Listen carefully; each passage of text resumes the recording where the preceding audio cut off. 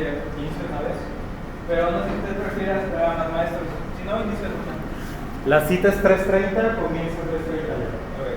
Si llega tarde, los profes están mandé el mío por correo. Ya me lo regaló. Gracias. Eso es nada más de introducción.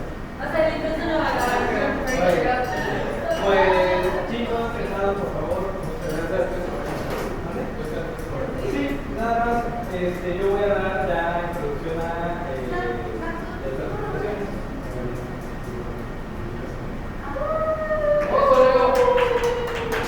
Ok, chicos, pues, bueno, bienvenidos a todos. Rubén, muchas gracias por venir a tiempo, mucho.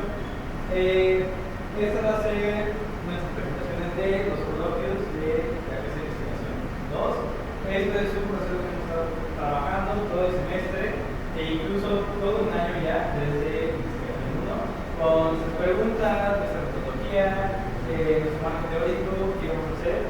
Y el día de hoy lo que vamos a presentar no es la investigación completa en sí, sino vamos a presentar avances. Avances es nuestro advisor, nuestra pregunta, nuestro método, nuestro framework, entre otras cosas. Y pues bueno, agradecemos otra vez a todos por venir, para que ya llegó. Y pues bueno, el primero a presentar, en este caso, soy yo. Nada más voy a dar una pequeña introducción a lo que vamos a hacer de color. Y pues muchas gracias.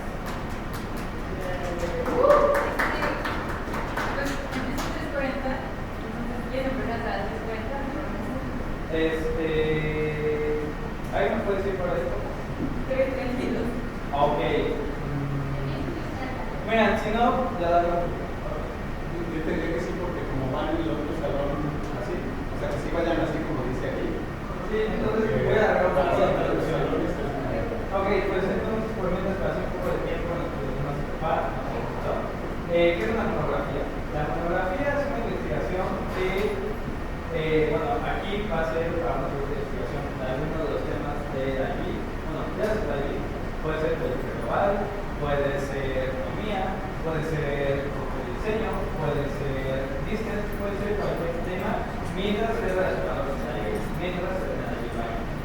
Esta monografía tiene una extensión de algunas 4.000 palabras más o menos, entre más ustedes hacen mejor va a ser la investigación. Tienes que plantear, pues vaya, qué quieres investigar, por qué vas a investigar, por qué es relevante. Bueno, ¿cómo lo vas a hacer? Es el método, va a ser un análisis cuantitativo, va a hacer comparaciones, va a hacer entrevistas, investigaciones, este tipo de cosas. Y de ahí viene el marco teórico. El marco teórico son las teorías en las que te vas a basar. Por ejemplo, puede que quieras basar en una definición de lo que es sustentabilidad por y de ahí impartes la teoría. ¿Qué es lo que es el marco teórico? Cada quien lo organizó de la manera en la que lo ve, pues, relevante, obviamente, con el mismo esqueleto, pero ninguna presentación ni ninguna investigación es igual a la otra, no se repite de ninguna manera. Y pues, bueno, yo creo que eso es todo lo que queda hoy día. Profe, pregunta, ¿usted prefiere, bueno, iniciamos, creo que son 3:35, prefiere iniciar 3:40 con las presentaciones para ir acorde al calendario o prefiere iniciar una vez? Tomen esta decisión ustedes. Ok, pues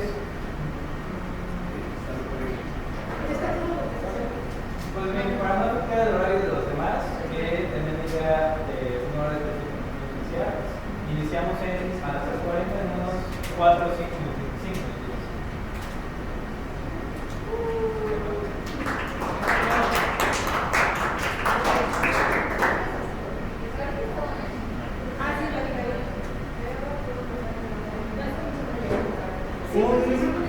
Un pequeño recordatorio para que lo vayan a presentar. La presentación se tiene que mandar a Mateo por correo porque es el que va a tener la computadora para presentar. Thank you very much.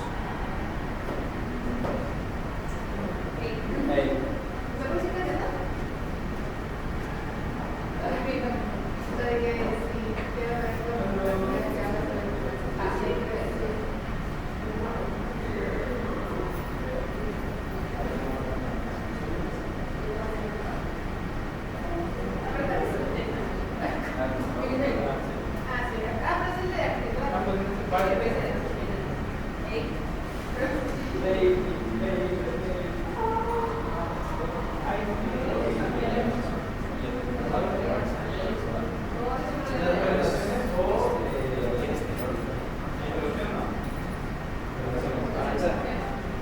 puedes mandar por WhatsApp el orden? ¿O dónde está el letra? Mándamelo por WhatsApp.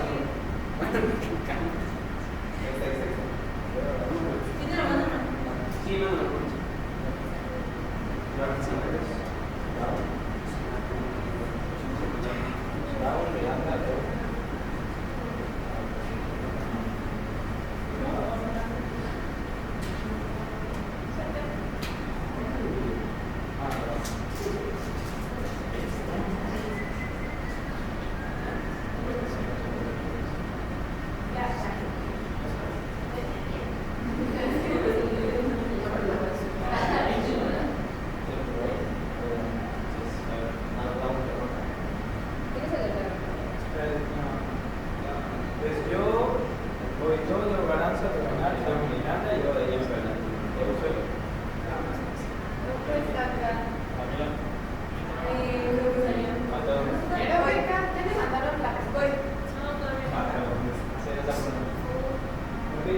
Estamos en 3 minutitos.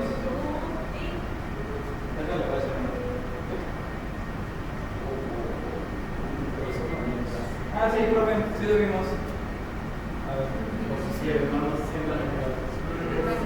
ver. Ahora sí, aquí me escucho. ¿Bien? Normal. Euge, ¿me escuchas hasta allá? A ver.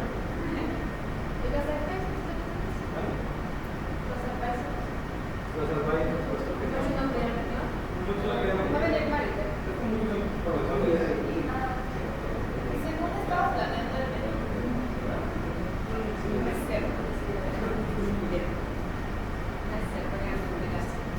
voy a salir así de que ya.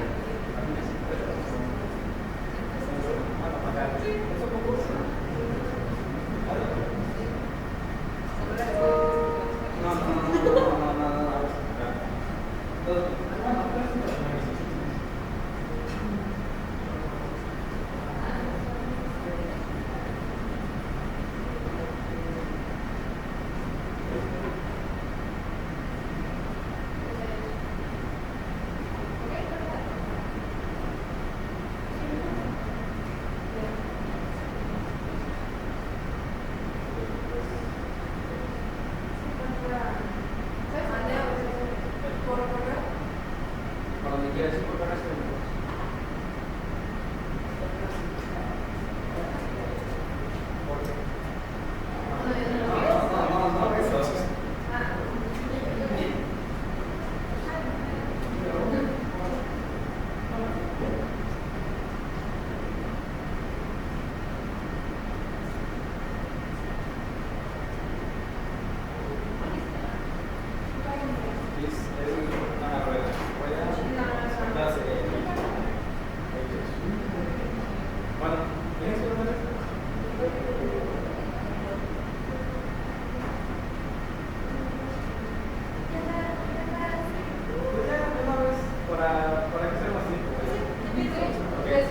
Ya voy a iniciar.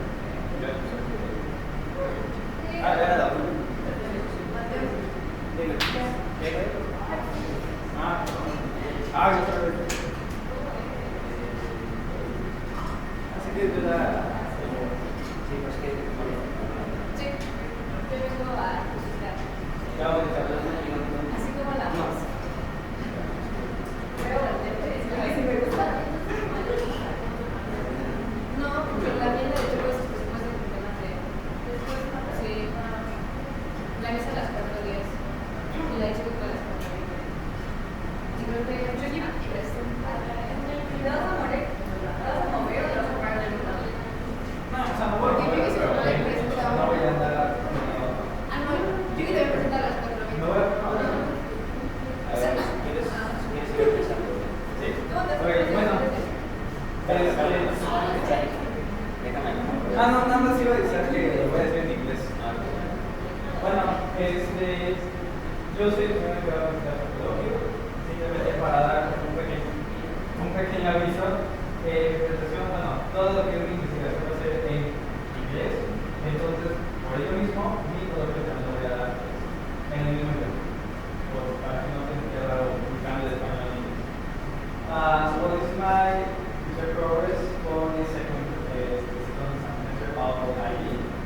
name is Leonardo Rosalán, and I work with my advisor, Cristina Alamos. She is an economics professor, and currently she has a PhD in economics from Taiwan. Okay, so this is my question for my project. But first, I will talk about a story. When I was a kid, I was 2 years old, more or less. These crises happened. They crisis. So even though it mostly affects the United States of America, because it's like the biggest economy in the world, it also has many countries. In Mexico, and in Mexico, my family. My father had begun making some company. It was like little plastic workers, and we were all very happy when this happened. And it hit my mother really hard. Well, it hit me, but I was a kid, so I really didn't comprehend it. So we were in a really difficult moment. My mother didn't think we could move forward from it. Fortunately, we did. That's why I'm here. This question arises from, I was actually scrolling in Instagram. I already knew that I wanted to talk about economy, I just didn't know how. And I saw this little post which stated that, well, sterilizations help to mitigate the crisis in the United States. I thought it was fake. I just kept scrolling, and some weeks after, I actually found an article with the director of crimes and drugs in the UN that actually said this. It was a quote saying that it actually helped in American mother. So my question is, what could be the possible influence geographic businesses had in the United States economy in the 2008 economic crisis? These are some of the key figures to analyze. The first is Gene Stevens. He's a Nobel Prize winner. Actually, he won in 2001.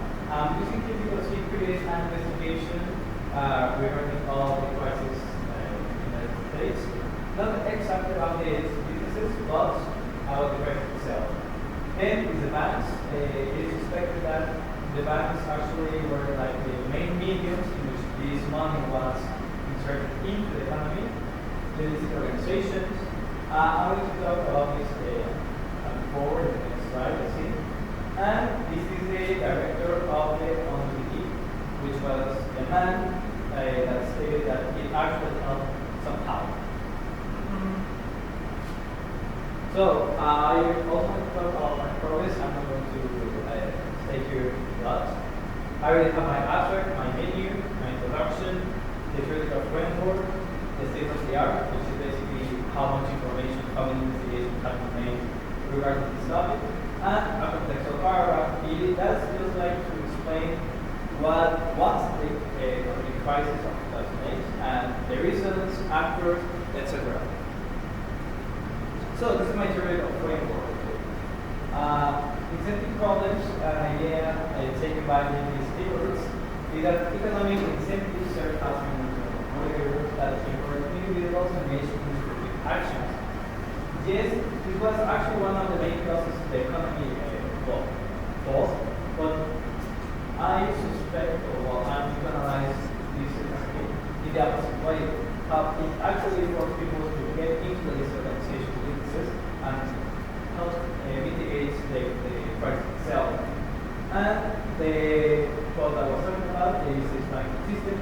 The United Nations Office on Drugs and Crime has found evidence that interbank loans were funded by money that originated from the trade and other illegal activities. And finally, what I would want to explain is this part of these organizations. Many of us think, well, here in Mexico, almost all, saying that all these drugs just come from cartels. Well, cartels are not the only type of these organizations. In the United States, there are also some families, there's terrorism, there's also cartels. So I just want to explain that I'm not going to talk about, I don't know, cartels in Sonora or something like that. Next is my method. There's a little definition for this. Well, basically, I'm going to make have analysis, which is to analyze different texts like articles, like newspapers, and so on. I'm going to use a 15 plus. Right now there are 15. I suspect that I'm going to do more than that. And well, here are some of the main sources I have found, which is the analysis of the crisis itself. The interview in which the director admitted that drugs actually had a positive impact on the economy, and how these drugs affect the economy itself. A document created by the White House, so that's an official document.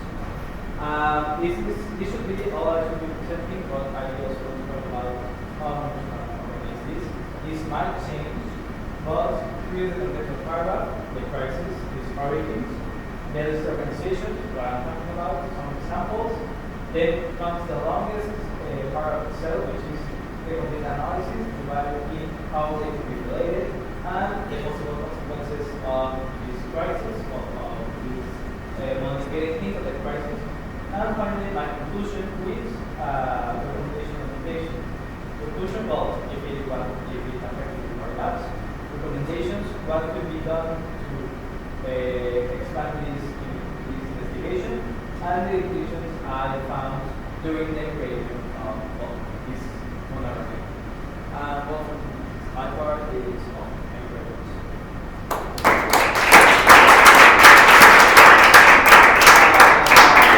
Preguntas, comentarios, sugerencias, dudas, pedidos. Profe, dudas, comentarios, sugerencias. You found articles of crime being involved in accounts to the banks around the same time, right? But what's the actual established link between both things happening? Financial crisis is mentioned by or analyzed by Joseph Stiglitz, which, by the way, was my teacher like for the weeks at some point some years ago. And the other part that you found on the UN office on drugs and crime. Like, what is the part that actually says that that contributes, or that is you actually want to know if there's a link? Well, my institution is actually to find the link between the economic crisis and these statements that it actually affected. I want to prove if that's right or if it is not, and if it is right, if it actually had an impact on the economy or if it was just something happening. Something happening. Okay. I haven't heard about it. And just one thing I think in this class there's a lot of those from the I don't know if it's maybe the same here. No, I hear it. Yeah. Okay. So you have the microphone, right? Well, I didn't want to interrupt you when you were presenting. Okay. But in case there was there's that issue. Okay. Thank you.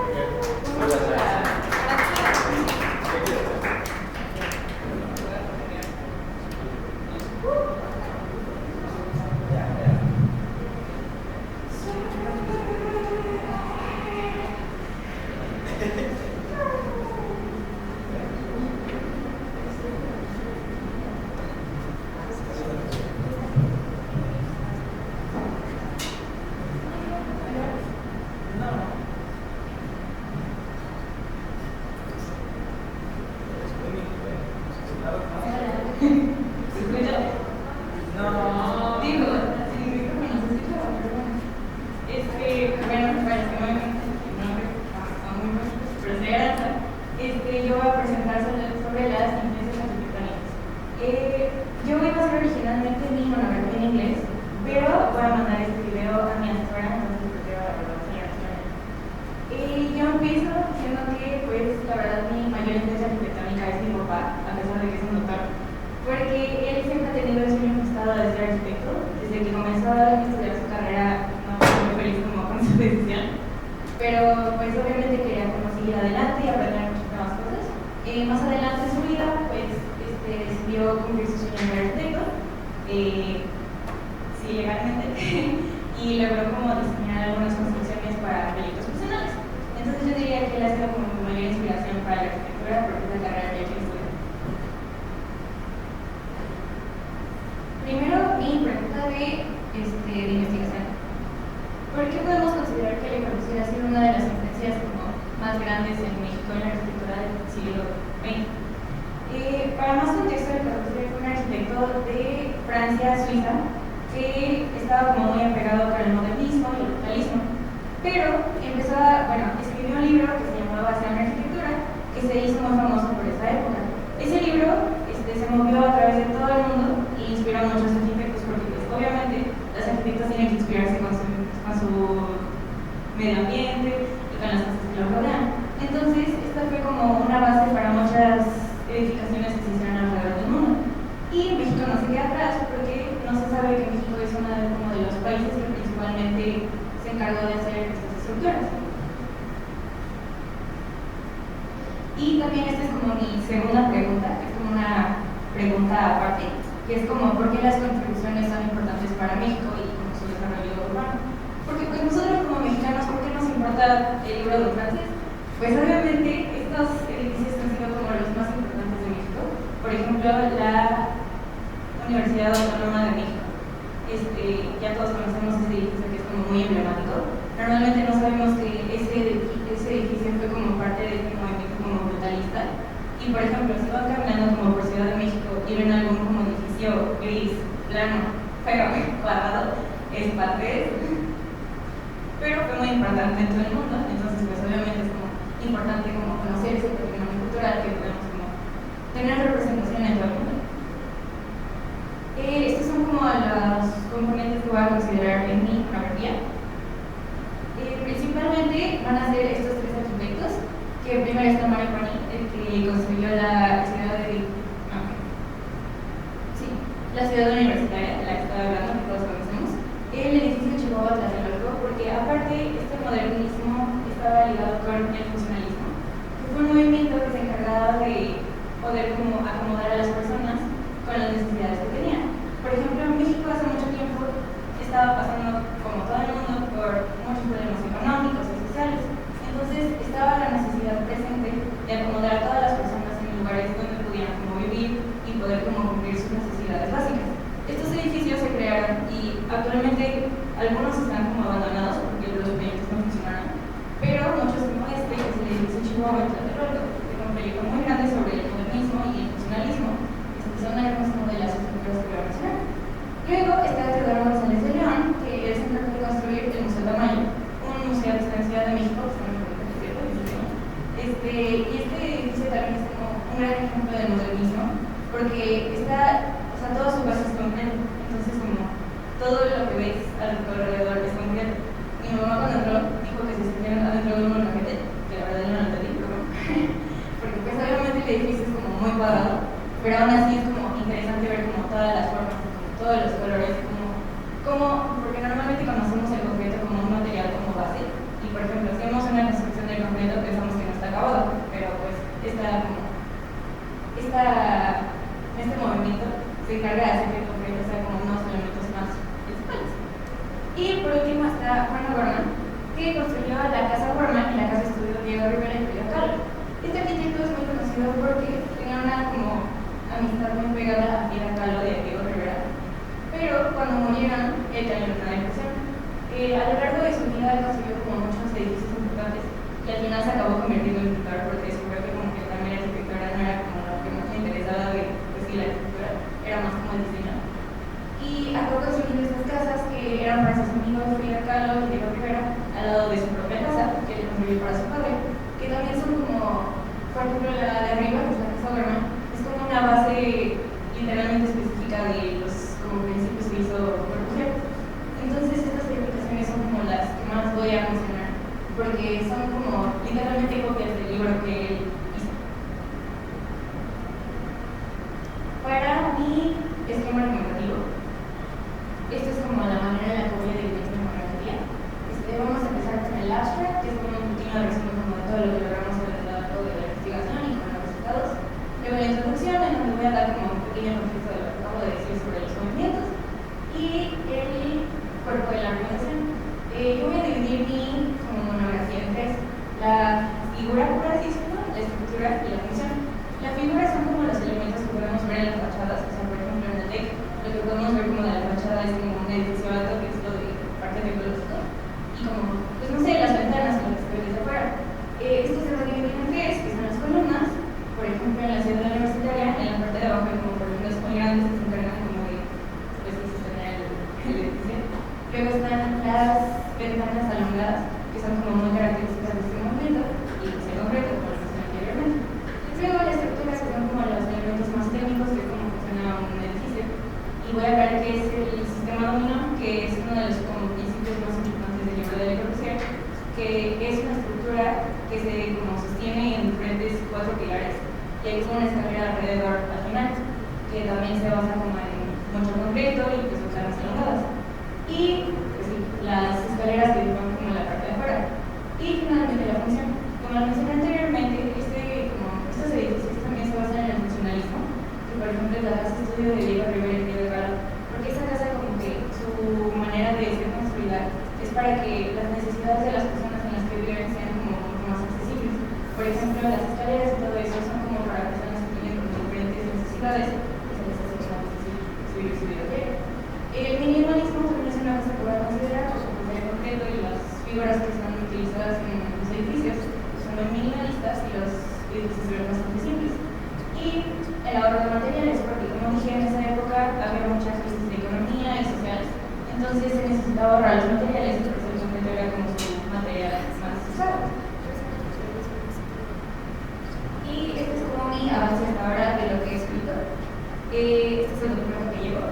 Del resumen llevo 173 palabras, de la introducción 314, del diagrama teórico 315, pues la primera pregunta, y la metodología 241. Recibí mucha ayuda de mi asesora Paola, muchas gracias, y pues esta es como la base que llevo hasta ahora.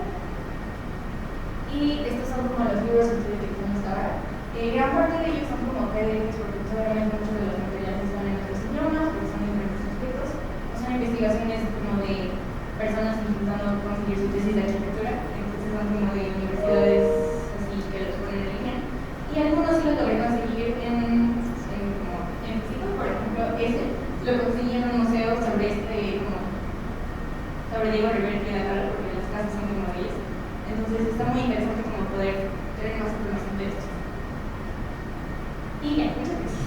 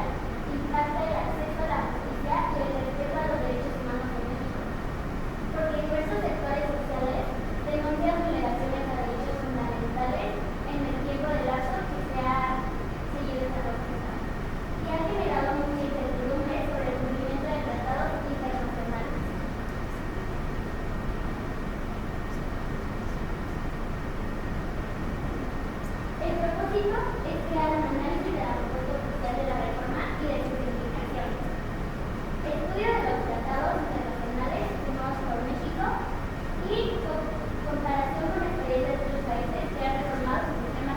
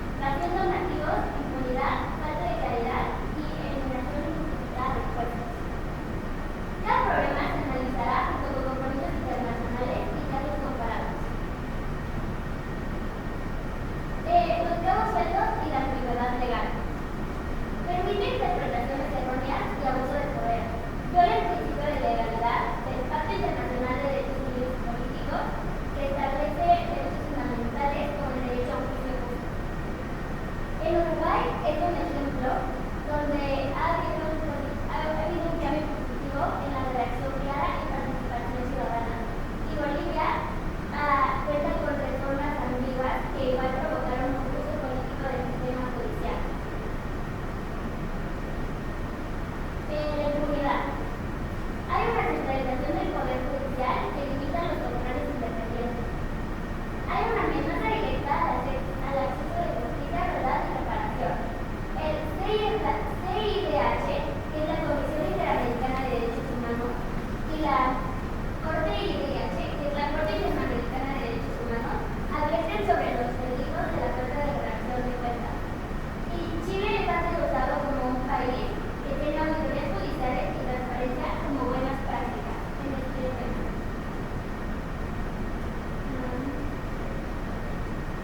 Ok, la falta de calidad normativa. Esta no define cómo operarán los nuevos órganos judiciales, es a lo que se refiere.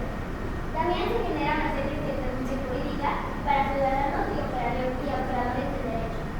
El PIDE, que es el Pacto Internacional de Derechos Económicos, Sociales y Culturales, destaca la necesidad de estabilidad normativa para proteger derechos sociales. Y en este caso, podemos Costa Rica, que es otro país latinoamericano, como un ejemplo de calidad legal y supervisión institucional. La eliminación explícita de jueces. Amenaza la independencia judicial. Viola principios de la CICAD, que es la Convención Americana sobre Derechos Humanos, y del PID, que es el Pacto Internacional de Derechos Civiles y Políticos sobre protección judicial. Bolivia, en este caso, otra vez será utilizado como un ejemplo donde eliminaciones motivadas políticamente han debilitado la justicia, y Colombia será ocupado como un país que tiene mecanismos claros y supervisados que fortalecen la legitimidad judicial. El marco teórico. La reforma judicial mexicana enfrenta riesgos de incumplimiento internacional. Vulnerabilidad frente al Tratado de la OEA, ONU, CAD, PIB y CIDES. Y también analizaremos casos comparados que muestran que sí existen alternativas para fortalecer el Estado de Derecho, como ya hemos mencionado antes. Y por último, el método que seguiremos. Será un enfoque cualitativo con análisis documental y comparativo. Se usará fuentes primarias, tales como leyes, reformas, fallos judiciales y testimonios especializados. También se usarán fuentes secundarias, tales como otros análisis de investigaciones y organismos internacionales. Y pues con esta información que acabamos de comentar, será un análisis crítico para resolver esta pregunta. Gracias.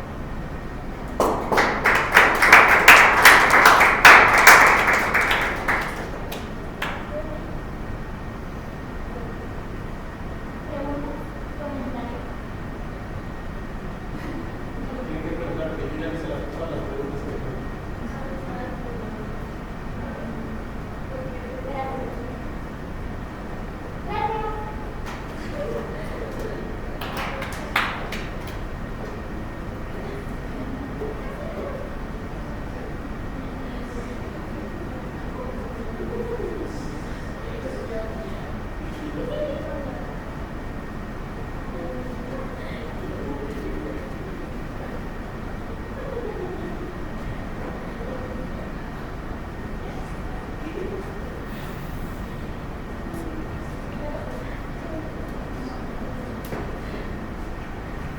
Well, guys, I'm going to do my program in English. Like, instead of it will be all based on English. So, my advice would be probably I start my podcast. My research will be about the comparison and the application of transformational leadership and the key figures of Lisa Chin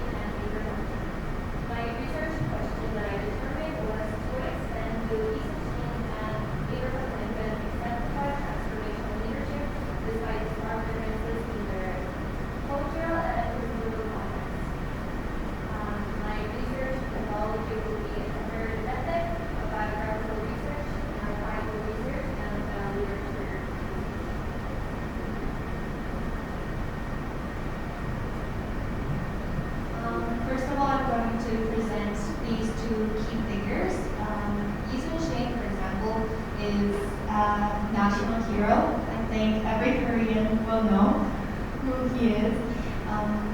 And Abraham Lincoln is the 16th president of Korea, of United States.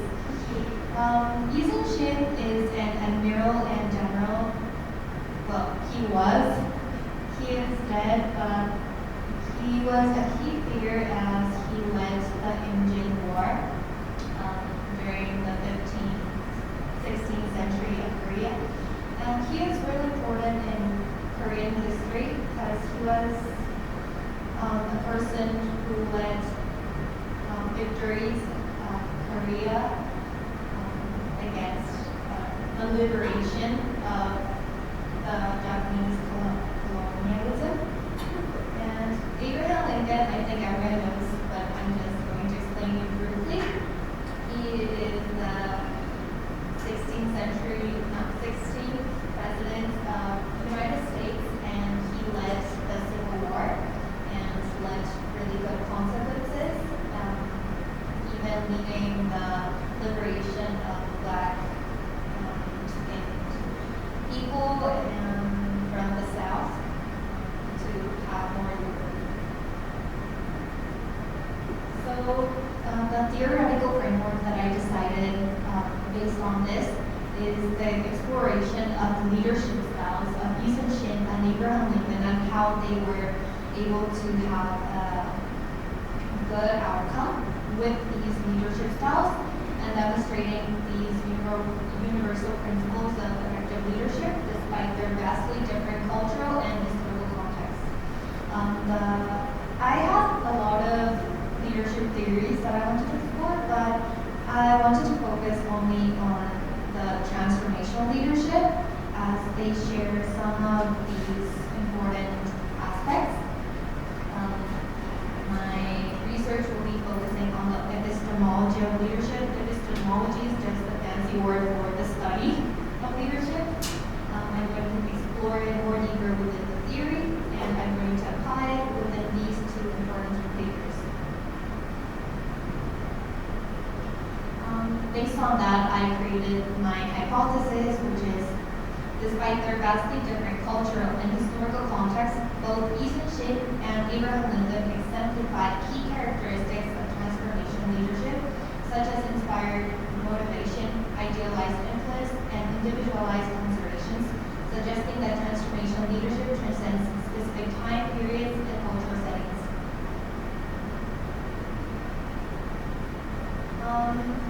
This is just my progress to how I reached this period of my research. This is a systematic literature review. I started with some initial keywords.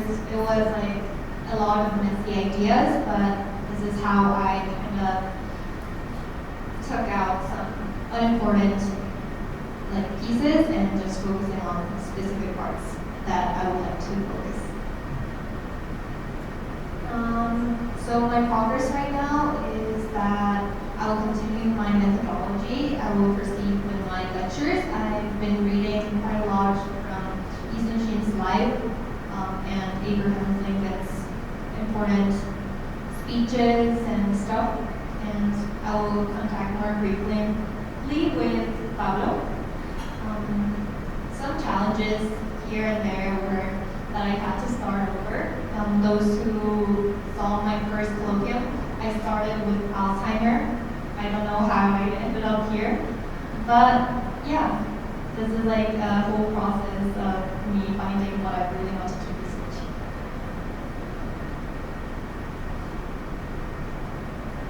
And that is it. Thank you.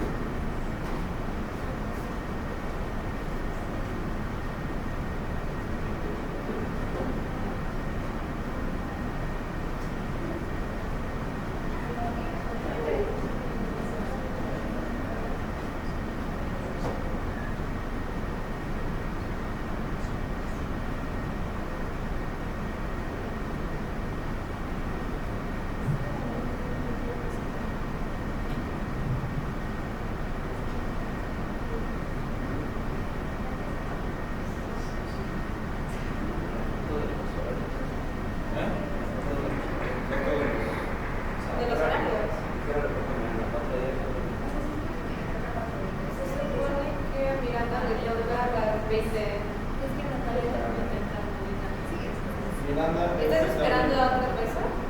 Porque igual no me espera que se vaya después. Ay, ya.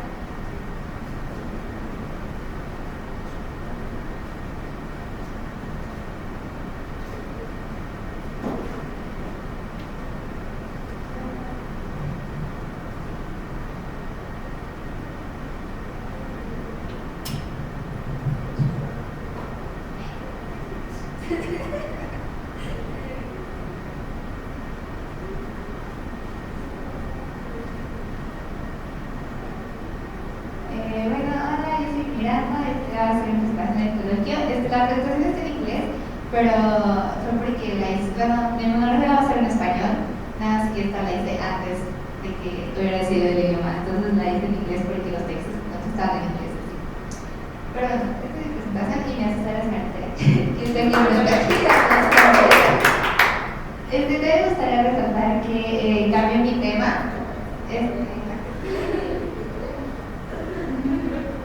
Mi tema originalmente era psicología y la acabé cambiando, entonces esto era un poquito general mitología, pero es lo que llevo hasta ahora, porque lo cambié hace veces.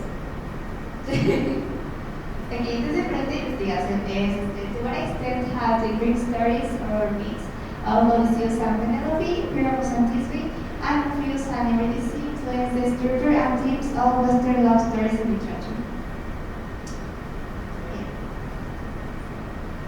Aquí un poco de contexto, bueno, Odiseo y Penélope. Odiseo es de la Odisea, de Homero, que es después de la Ilíada, que narra la historia de cómo Odiseo regresa a Ítaca, que pues regresa a Ítaca, pero tarda 20 años por varios obstáculos que hubo ahí. Después está Priamos y Thisbe, que es como Romeo y Julieta, son dos familias enemigas que se acaban enamorando y deciden huir, pero al final, bueno, Thisbe piensa que Priamos está muerto, entonces se sacrifica, pero después resulta que no, y después ella se sacrifica. Y por último, Orfeos y Eurídice es la historia de, bueno, Orfeos y Eurídice se casan, pero el día de la boda Hades se la muerde una serpiente y muere, entonces Orfeo va por ella al inframundo y logra hacer un pacto para poder sacarla, pero el pacto decía que tenía que caminar hacia la entrada del inframundo sin voltear hacia atrás, y justo como el último segundo volteó para ver que Eurídice lo estuviera siguiendo, y pues el pacto se rompió. Lo que voy a estar analizando es, bueno, primero va a ser un análisis comparativo de obras de la literatura actual con estos tres relatos. Para el primero, que es Odiseo y Penélope, voy a hablar sobre the sacrificial love that Tolstoy began, all that looks others and keeps being faithful regardless of the odds. Y aún no tengo una obra literaria con cual compararla, porque aún estoy viendo con cuál quiero analizar. Después, para Priamo y Thisbe, voy a hablar de I Love to My Fate, y pues voy a usar Romeo y Julieta y de Shakespeare, y también porque Shakespeare hace alusión en otras de sus obras a Priamo y Thisbe. Finalmente, para Orfeo y Eurídice, voy a usar el Crying Love de Thompson, y aún no estoy decidido si voy a usar una película que se llama El Libro de la Vida, que no sé si la han visto, pero en esta película a la mujer protagonista la muere una serpiente, y después está este otro protagonista que se llama Manolo y la vas a salvar. O Hades, que literal es como una, se me fue la palabra. Es una obra de teatro, pero es literal la historia de Orfeo y Eurídice, pero con otro contexto. Y me voy a enfocar en three key aspects, que va a ser la estructura narrativa, los temas y cómo es que el contexto cultural e histórico pues ha afectado estos textos que se han producido. Entonces, para mi critical framework voy a analizar estos textos desde dos perspectivas diferentes. La primera es myth criticism, o no puedo en español, pero myth criticism, que explora como los patrones en los arquetipos y en los símbolos que se encuentran en los textos, en los textos actuales con los relatos griegos. Y Y después intertextuality, que pues, es literal como es que un texto encuentra en otro texto, como es que ha influenciado otro texto. Y sí. Gracias, es todo.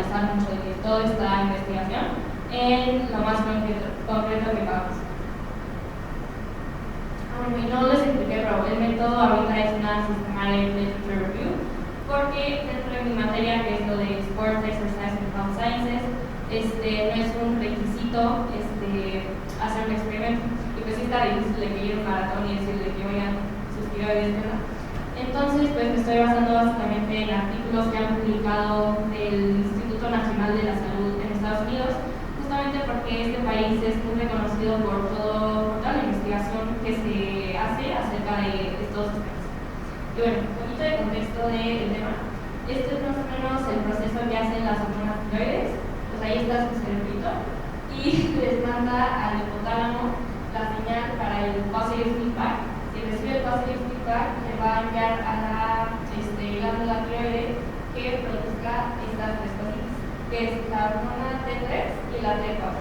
Pues como aquí pueden ver, pues es justo todo el desarrollo de los músculos y de los huesos, y todo esto va a potencializar el rendimiento que estas mujeres van a tener durante su carrera. Bueno, para quienes no sepan qué es un maratón, es una carrera de larga distancia de 42 kilómetros. Se lleva a cabo en más de 3.000 ciudades en todo el mundo, y pues es muy bonito justamente ver cómo acaban después de 4.000 palabras en 42 kilómetros. Y pues a ver, vamos a analizar un poquito esto de los pH chemical disruptors, que son factores que se encuentran durante la carrera que pueden alterar estas hormonas. Y pues aquí está un poquito del mi theoretical framework. Estos son conceptos que voy a estar analizando durante mi monografía para poder explicar y analizar el efecto que estas hormonas tengan dentro de pues, la performance de la mujer. Entonces, acá es básicamente cada cuadrito una explicación de artículos que encontré que definían y analizaban estos conceptos dentro del contexto de maratones, deportes, distancias largas, carreras de distancias largas. Pues, gracias.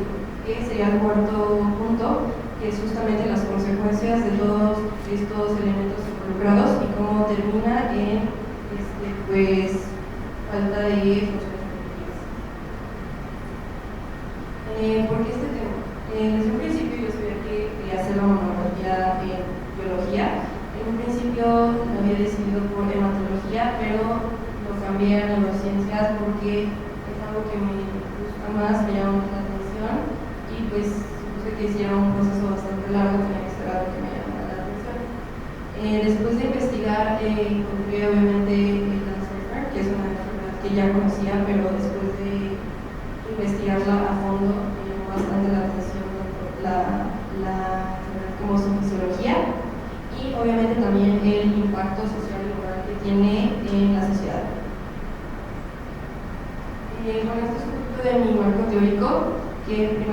la contextualización del Alzheimer, qué es, cómo afecta y obviamente el impacto social también que tiene. Después la teoría de la plasticidad sináptica, que fue propuesta por Donald Hebb, y de su idea es neurons that fire together, wire together. También LTP y LTD, que es long term potentiation and long term depression. Estas debilitan o hacen más fuertes las conexiones neuronales. Y la teoría de la cascada de amyloid, que propone que la acumulación de amyloid beta, las placas de amyloid beta, inician una cascada de otros eventos como son la patología de tau hiperfosforilizado, la neuroinflamación y la falla sináptica. Este es un diagrama de marco teórico que ya expliqué.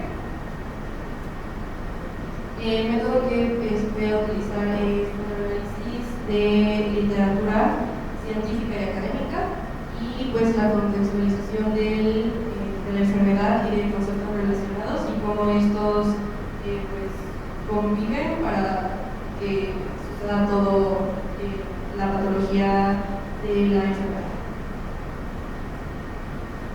Algunas limitaciones que este ensayo podría tener es que por el tema y por la materia no puedo recolectar información pues, varias, no puedo hacer ningún experimento o encuestas o cosas así, porque sería ya meterse más como médico, que no tengo acceso. En algunos ensayos o artículos, los modelos son animales de ratones, entonces obviamente mientras tienen cierto parecido no es 100% pues similar. Y también que por la materia y por el tema podría caer en descripción más que en análisis. Y pues uno de los siguientes pasos es terminar de leer literatura en LTP y LTD, porque es algún tema, bueno, son unos conceptos que acabo de integrar a mi monografía, más juntas con mis asesores y pues continuar escribiendo la monografía. Y ya, muchas gracias.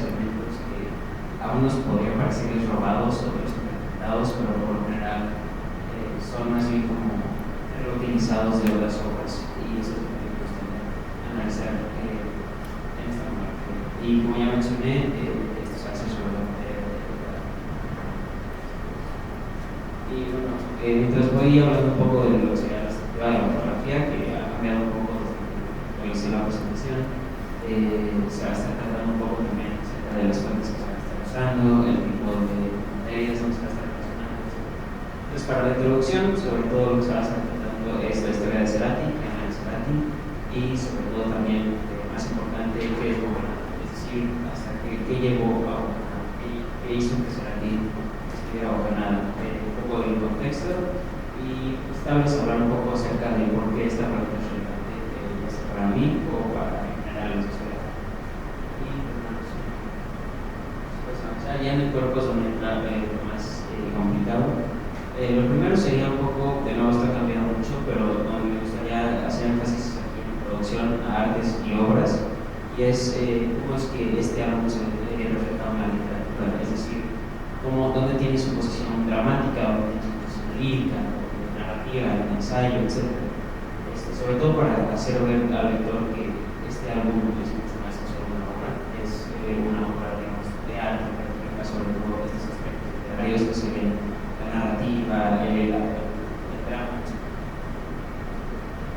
Después lo que sería, y esta es una sección un poco peligrosa, sería el análisis, y es un poco analizar, digamos, qué productos artísticos han influenciado el ganado. Donde me gustaría enfocarme son sobre todo las letras, que sería lo más obvio, y es que dentro del álbum se pueden encontrar muchas letras que parecen ser recuperadas de otros cuerpos, como deportes, etc. Y los instrumentales, que sería la música que uno escucha, y es que de ahí también se ha recuperado mucho una técnica que se llama el sampleo, que se utiliza en canciones pasadas para componer canciones nuevas. Y también otras cosas que se podrían recuperar son, por ejemplo, las portadas del disco, que también tienen ciertas aplicaciones artísticas, videos musicales, entrevistas, etc. Pero estas son un poco más riesgosas porque ya no entran tanto en la rubro de literatura. Entonces, igual se puede usar como fuentes, como referencias, como para dejar en claro que hay mucho más por donde se puede dirigir, pero sobre todo las letras y los instrumentales, todo sería mucho más detectar estos patrones de identidad. Y otra parte esencial del cuerpo sería el motivo, que es básicamente el por qué existe este álbum y por qué nos interesa conocer acerca de su historia, de su creación y de su sociedad, y todo lo que se encuentra también. Y ya como cierre sería la aplicación del arte de un artista. Este sería el enfoque sobre todo de la fotografía, o sería en mis propias palabras la respuesta a la pregunta es básicamente que lo que hace a un artista es la relación que tiene con el arte, es decir, cómo el arte se ve reflejado en sus creaciones, no solo cómo interpreta en sus obras, cómo utiliza obras pasadas, las suyas, cómo logra reflejar sus propios sentimientos, su propio contexto en una obra como que es Bocanada. En ciertos ejemplos, Bocanada habla mucho acerca de sus parejas, de su madre, de familiares, etc. Y todo esto lo va a hacer reflejando obras pasadas, es decir, lo que él hace es interpretar obras pasadas, como les he dicho, de Borges, por ejemplo, y las hace suyas, es decir, las interpreta dentro de su contexto, y eso es lo que hace a un artista, con esa relación cultural. Y pues eso sería sobre todo el cuerpo de la monografía. Ahora, en cuanto a los recursos que se adoptan, que están utilizando el método, digamos, sería el tipo de fuentes que voy a utilizar. No me gustaría ahorita enumerar todas las que tengo, porque son muchas, son muy diversas, pero sobre todo los podría repartir en 3 grupos. La primera sería enfocada hacia arte y emocional, que serían las fotografías, las entrevistas, incluso como ciertos informes, artículos que se han hecho sobre él y sobre sus obras, eso sería muy emocional.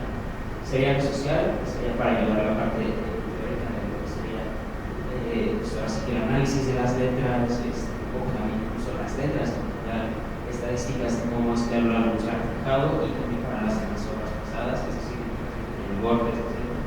Y bueno, una todavía mucha información aquí, porque no vamos a la presentación, es de obras pasadas, ¿no? Dar a investigar qué sampleos se utilizó Cerati, qué recursos, no sé si tuvo que pagar algunas licencias para utilizar ciertas letras. Y esto es lo peligroso porque no puedo enfocarme únicamente en los análisis, porque si no pasaría de ser una monografía a un ensayo muy largo. Entonces es lo más complicado de esta monografía, no caer en los análisis. Y pues ya, eso sería todo.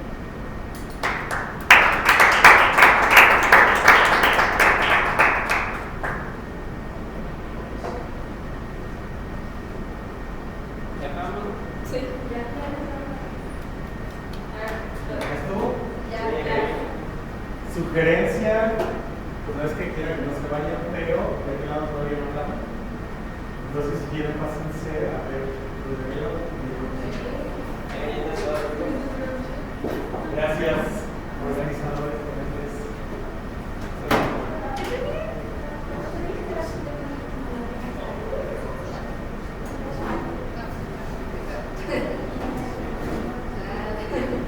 Qué bueno.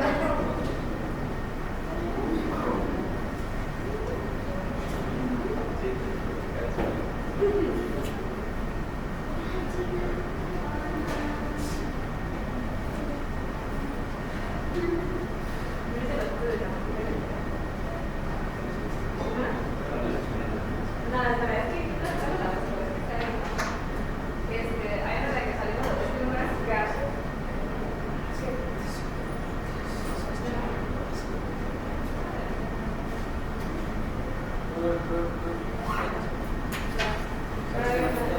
los dos.